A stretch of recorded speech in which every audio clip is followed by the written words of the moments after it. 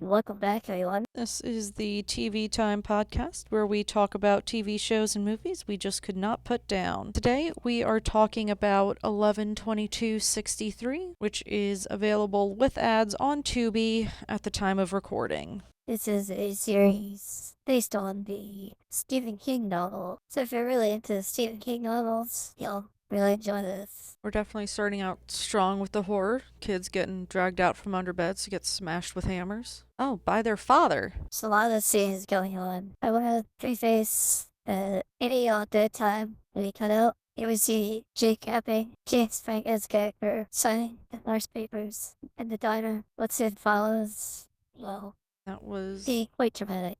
It's weird to hear someone say, "You look like crap," and then the next line be, "Aw, shit." I kind of feel to see how that's funny. Yeah, parakeet bobbing his head to "I love it" is not my sense of humor either. But we're also not 14 and bored in English class. So if one time buddy of yours happens to own a diner, tells you to go into the diner's dark closet, it doesn't tell you why, what would your first thoughts be about that? Oh god, this is why the burgers are only $1.25. Christy was right, this isn't beef. Alright, so what do you say to your buddy saying that to you? What, that it's a rabbit hole? To October the 21st, 1960. Well shit, that sounds right. How about that one? Why am I preventing the assassination of JFK? I'd say he's drugged me or something. I love that's his first thought. He's like, you want to get stabbed somebody back in the 60s? Is that what you want?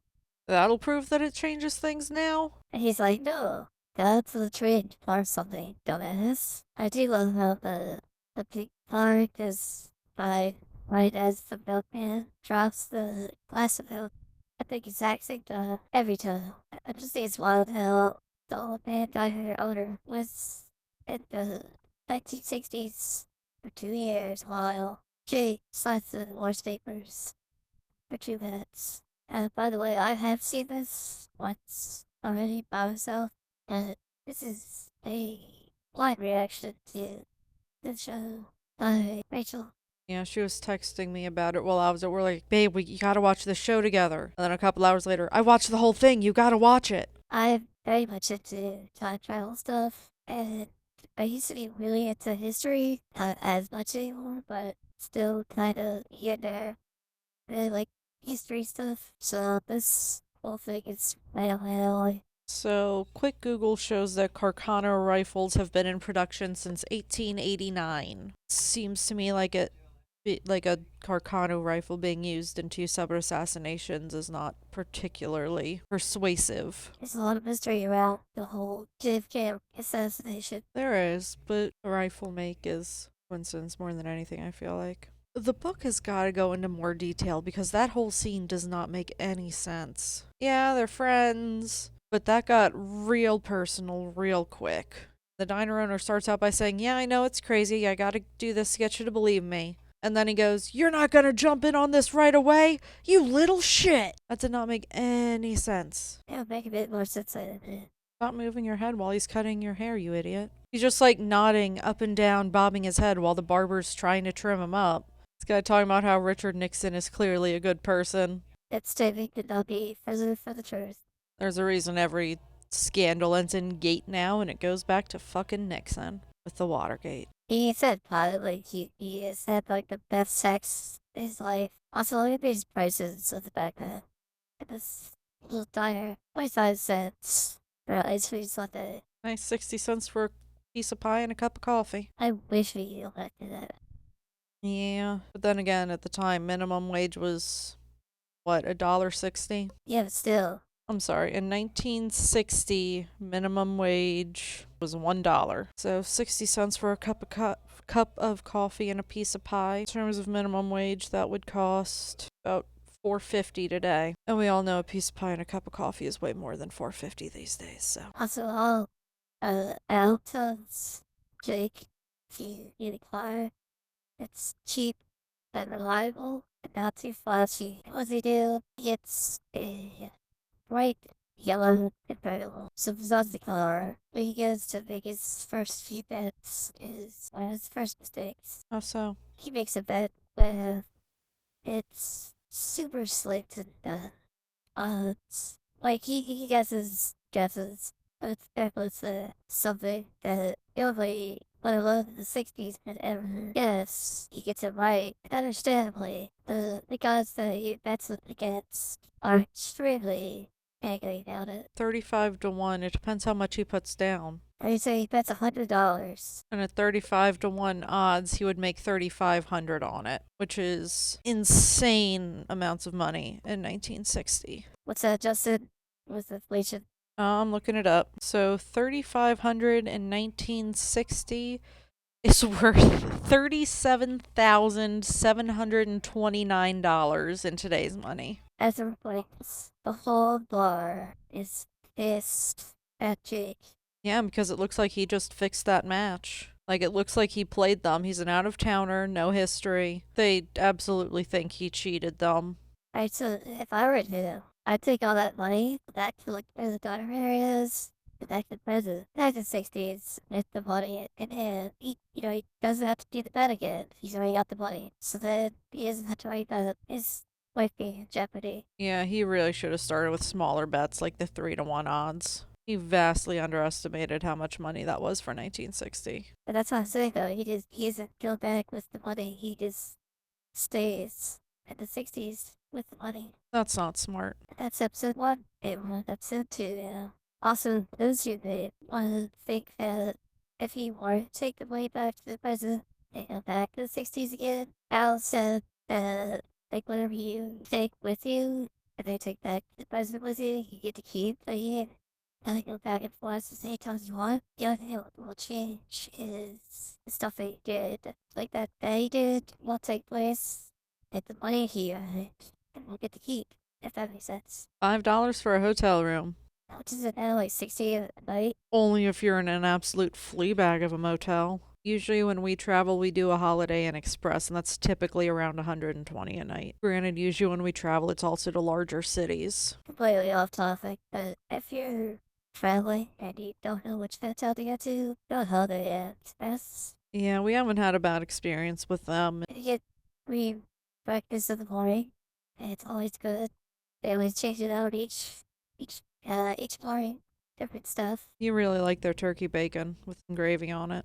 Yeah, they have some good, like, sausage gravy and turkey bacon. Eggs not too bad either. Scrambled eggs, even for, like, hotel quality of eggs. The beds are usually pretty comfortable. It's always been clean. We haven't found mold in the bathroom the way I have in some other shittier hotels. I mean, everyone's always been very pleasant there. This is not sponsored, by the way. We just like Holiday Inn Express. And here we see Jake uses iPhone in the 60s to play that song that doesn't exist yet. To confuse the shit out of the people following him. He really didn't need it. But his iPhone and the river like that, he really didn't. Like, all he had to do was go back to the present, plug it in. He's technically only going to be off for like 2 minutes and get like, a few percent is, while he was gone, and he just leave his house. But charge, he didn't have to throw it in the river. But because he does, really think about it, yeah. If anybody river dive and that river, they'll find that iPhone 6 and they'll be like, wow, this is like really degraded. They do it, like iPhone 6 came out sometime 2015, 2012, something like that. So it technically shouldn't be all that degraded, but because he throws it in the river in 1960, be extremely degraded. And 814, I just want to real quick. I love that shade of red for that car there.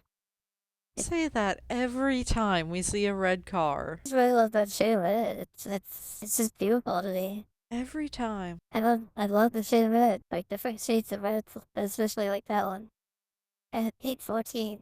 He's acting like he's in the wrong, but like the kid ran into him. Also, I love that he said Jesus Christ around the Catholic guys. I think that's And the what nun. I think that's what the nun was mostly mad about. Also, the woman saying, "You got something against Catholics?" is layered once you remember that JFK was the first Catholic president, and there was a lot of pushback against him because he was Catholic. I understand some of the lighting and filming choices they're making.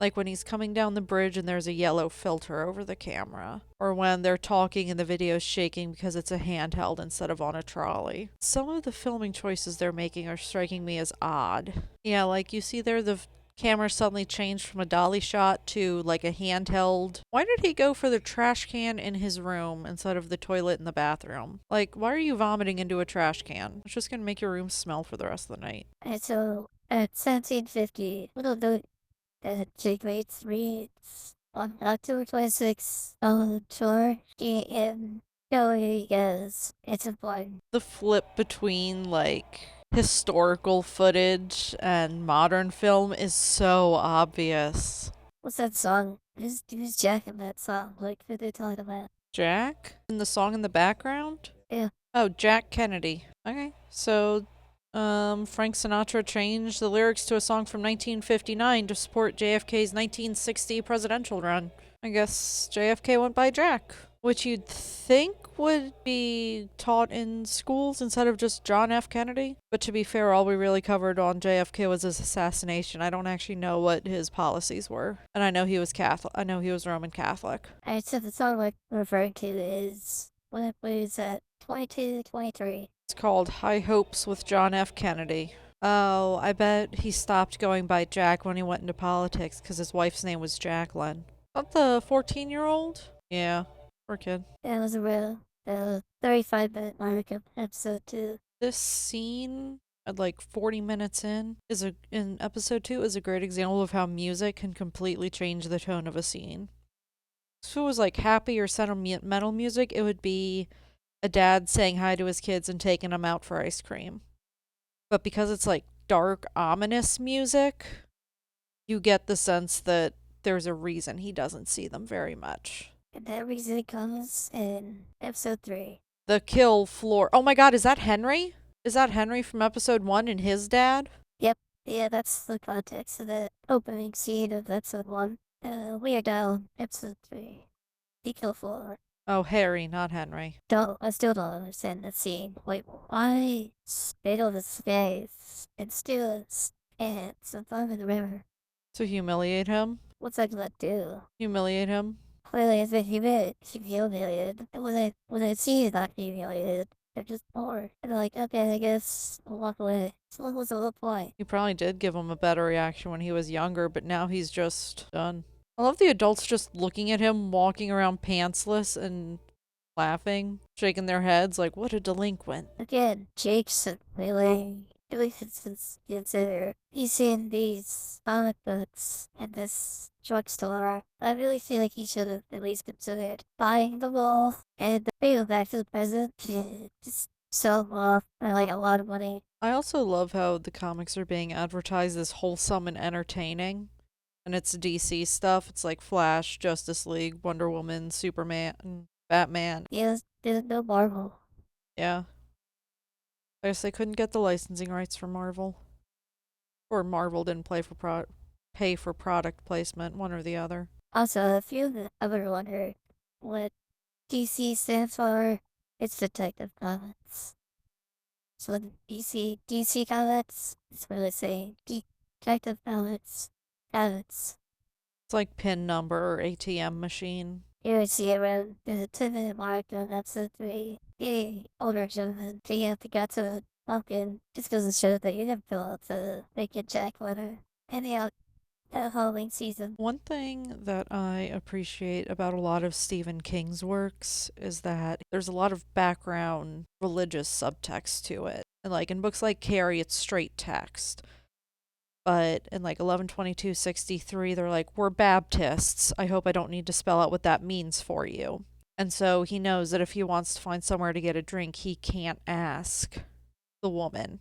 He can kind of talk around it with the man, but he cannot ask the woman at all. And, even when he was looking for a room, the guy at the soda parlor was like, they're good Christians, and said it as like a warning. And even like, you got something against Catholics from the girl he talked to after the Catholic schoolgirl bumped into him. There's a lot of background religion. I don't know. I think it's really nice how he's kind of weaving those real world details into his fantasy books. Alright, so the scene comes up. It's around the 19-minute mark. Episode 3 is quite graphic. At the same time, it gives this plot of the story more depth into this story that Nicholas talks about at the beginning of episode 1. Harry? Harry, yes. I know I said Nicholas. The blues are maybe squeamish. They want to skip this part.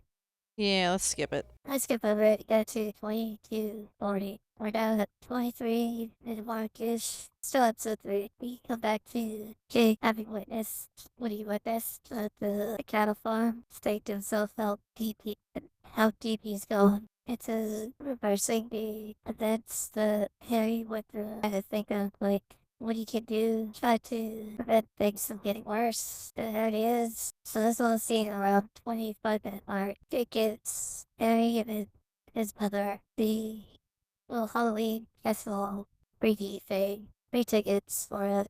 Really bite it in the butt. I think next episode, like it really backfires on him a lot. Is that the inciting event that gets what's his face to kill everyone? That was gonna happen either way, but Jake basically just involved himself with it. Sounds about right. If I was Jake in this situation at around 30 minutes in, I would not go with what's his name? I just refuse. Make up some excuse. Yeah, I would not go with him again. I love how they're going back to the past doesn't want to be changed when we already had that restaurant scene where there's a random fire, a chandelier falling, people dropping random shit, keep him from overhearing things. Like, I think we've already flogged this horse to death. Aopectate. What's that do? It's for stomach trouble. I'm really glad your hair spit. So you know what that scent bottle thing said? It was for at 41:32. Oh, it's Halloween. You think the mask those kids were wearing was a reference to the Halloween movie with the demon masks? The mask we just saw with the pumpkin and the whatever the other one was? Oh, you got that, Halloween 3 season of the witch? Yeah, that one. Yeah, it could be. I mean, they already brought up Halloween Town, so. Yeah, Halloween Town was the Disney movie. I know, but they're clearly not afraid of referencing things. And here around 46, well, around 47 minutes in episode 3, we see the events that Harry was talking about in episode 1, where his father is being abusive to his mother and his siblings. Being abusive is a very roundabout way of putting attempting to kill them with a sledgehammer. You can see the bone sticking out of Doris's arm here. I thought that's what it was. Yeah. Also, what's his face has been shot. He should not be putting up this much of a fight. And here's where we witness Harry's father being choked to death. It's because Jake killed Harry's dad. Harry's mother and siblings are still alive. And Jake just walks out of the house, like back to his car. She really did nail the judgmental bitch Christian. Just a random roadside picnic area, why not? And around 51:30, still episode 3, There you go, wash your hands. at the continuate-based faucet in the telephone pole. There you go, just stand under the rain. It's coming down faster than the spout is. Oh! Yeah, what's his name? Evan Spavin. He's favorite from the future, showing that Kennedy does die, is assassinated. So now he believes that James is from the future. So this scene in 62 where he's teaching, compare that to the scene in the first episode where he's teaching in the modern day. And everyone's on their phones, no one's paying attention.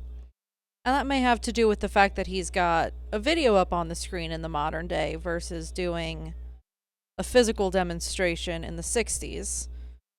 But it may also be a commentary on the different standards of behavior we set for teenagers today, where we think they're just overgrown children who need constant supervision, versus the 60s, where teenagers were considered to be young adults and expected to act as such.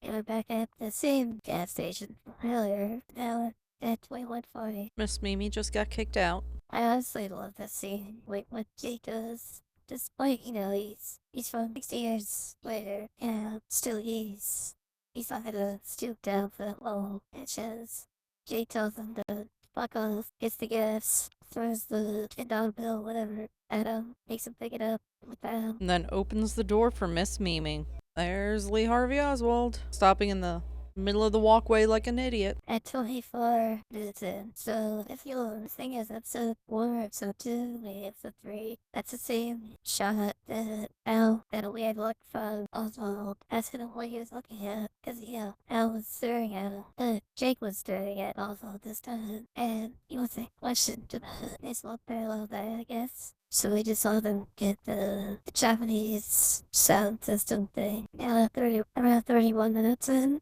Jake realizes after the dance so he has to go and help Bill with the spying. I see Jake and Bill leaving bugs and then the spy on their neighbors. The Sisters of Southern Heritage with a Confederate flag. I'm gonna go out on... Oh, and the eagle. I'm gonna go out on a limb here and say that it's racism. Oh, descendants of Confederate soldiers that promotes a particular interpretation of Southern history. And that was also Bar. Okay, so Lee Harvey Oswald probably did try to kill the general at some point, given how much he was screaming about how the general's a fascist.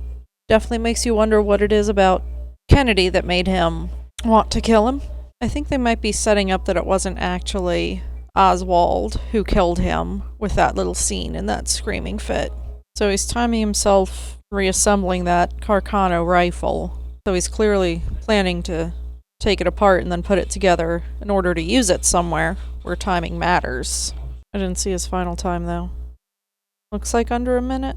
Okay, now it's stripping and reassembling. Ignoring a crying baby to work on a gun. So Jake tells Bill that the neighbors don't know anything about them. So let's keep it that way. And Bill immediately gets caught staring at the wife. Because that's not creepy at all. Bill sees the doll on the ground and goes to retrieve it to give to the Russian wife where The principal just gave Jake a business card for a hotel for him to take the woman to, so he wasn't doing anything in school where people could see. the principal Jake, I think, really becomes a unofficial, parental figure for Jake for this whole show, really. I like the quilt on the bed. Right around 1550. He's treating her like a child. Sometimes people hide things because they're afraid. That's what you tell a child. Someone took pictures of us when we were getting busy. That's how you treat an adult. Around 23 minutes in, episode 5. What the fuck is with the ads on Tubi? They're so fucking weird.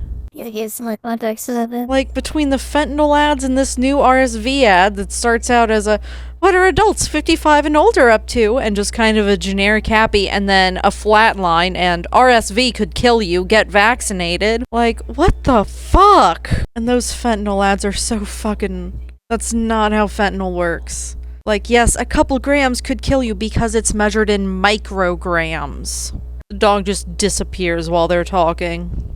What dog? The one that was barking at him from the back of that truck. It stopped barking as soon as they started talking, and then when it panned out, he was just gone. These are continuing here. I feel like this is more soap opera than anything else. Like, there's so much about Sadie and falling in love, and Bill likes Marina, but Marina's married to Lee Harvey Oswald, and Lee Harvey Oswald is doing something with George who might be CIA. It's all just very... Get on with the plot, you know? It geared into that, yes, but towards the end, it goes back on track. It better. Jesus, you could skip the middle 3 episodes and not miss a thing. You're throwing away her enchiladas? Come on, Jake. Eat the damn enchiladas. So they're at General Walker's house, and the flag is upside down. So typically, if you fly the flag upside down, it is technically only legal if it's a signal of dire distress. That said, the Supreme Court has upheld the right to use the flag in acts of free speech, so things like burning it, trampling it, protesting. So flying it upside down can also be used as a protest against the government. So the upside down flag is kind of doing double duty in this scene, foreshadowing extreme danger to life, and also showcasing Walker's political beliefs that the US is fucked. That's a really weird thing to tell your hostage to do to another hostage. Let's kiss her? Yeah. He's setting him up to take the fall for Sadie's murder. I think that Just throw the glass of bleach in his face. the reference we are at around 21 minutes in episode 6. Throw the cup of bleach in his face. He handed you a weapon, so use it. There you go. Damn, Sadie. Shoot him. Anything you want to say in reaction to that scene? Good for Sadie. Yeah, that's what you want to tell the sheriff's deputy. She's talking about how Jake told the deputy that he swung the QBI thing to Shady's ex-husband by his call. And enjoyed doing it. You definitely want to tell the cops that you enjoyed killing a man. And conveniently leave out that Sadie shot him in the chest when he didn't immediately go down. The first mission was a failure because Bill thought he saw his dead sister. Who gives a shit about this conversation in the hospital where they're talking about their likes and their dislikes? Who cares? I came here for the Lee Harvey Oswald conspiracy, not this romance bullshit. 6 months later. Oh, so they do know how to time skip. Oh, occasionally. Anyway, we're at episode 7 now. Yeah, this episode is where they get things back on track. $8,000 in 1963 is worth $84,699 today. Okay, so around 19 minutes in episode 7, we're introduced that it's Oswald's birthday, and Bill was invited to it. Oh, he found a bug.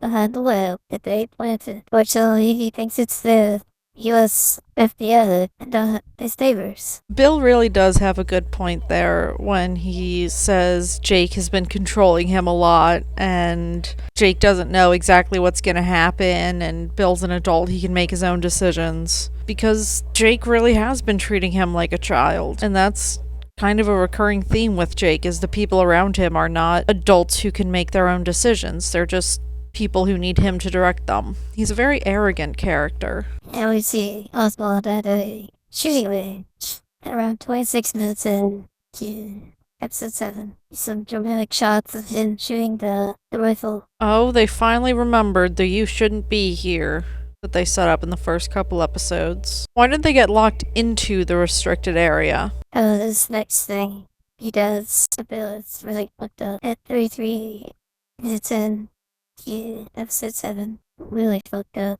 So he just got Bill involuntarily committed to a psychiatric facility in the 1960s. Yep. I think that's less morally defensible than killing the people he killed. Like, at least the other people were the people he killed were trying to hurt others or him. Jake getting Bill committed to a psych ward, that's fucking cold. Yeah, okay, so we're at 37.5 minutes of episode 7. I'm starting to think that Jake is a sadist. What do you think, babe? I think he's just a very arrogant man who doesn't really see other people as people. So, how much is $15,000 adjusted for inflation? Well, if the 8,000 I looked up earlier was 87,000, then double that, so 160, 170-ish. NASA Athletic seizure warning around the 46-minute mark. It's episode 7. Jake gets a NASA head injury. Alright, we are episode 8 now. So real fast, around 204, 205, episode 8, there's a guy in a wheelchair, seemingly on a phone call.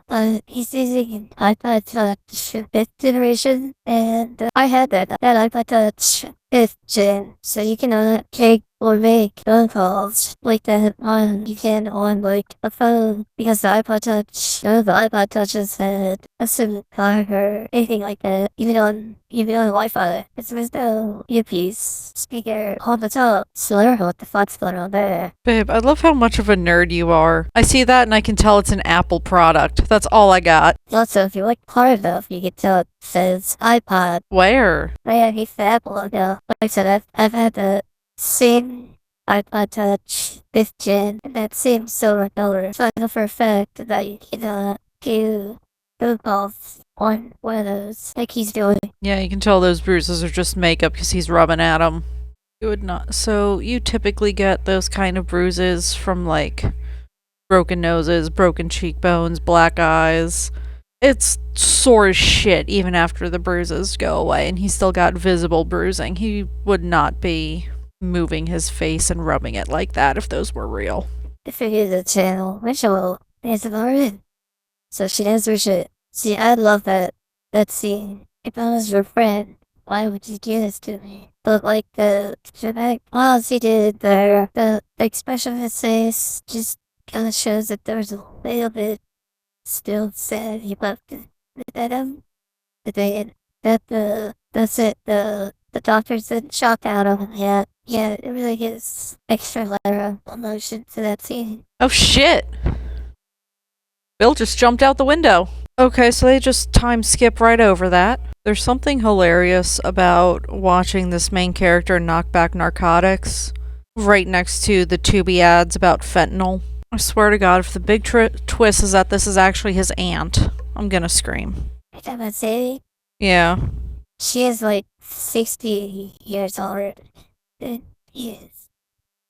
Yeah. Hey, that's the truck the dog was in earlier. Just talking about the scene around 36 minutes of episode 8.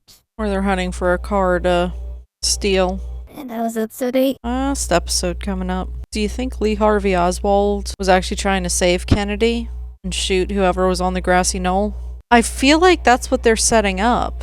It's possible. And I obviously don't really see what reason, whatever you call it, Oswald would even have to kill Kennedy anyway. That's what I'm saying. From what we're being shown here, he doesn't have a reason to kill him. Which is why I'm saying I wonder if he's set up there to keep an eye on things and shoot anyone who tries to hurt Kennedy. Like a secret bodyguard almost. Yeah, I can see that. Because he's kind of close friends with the CIA. Yeah, exactly.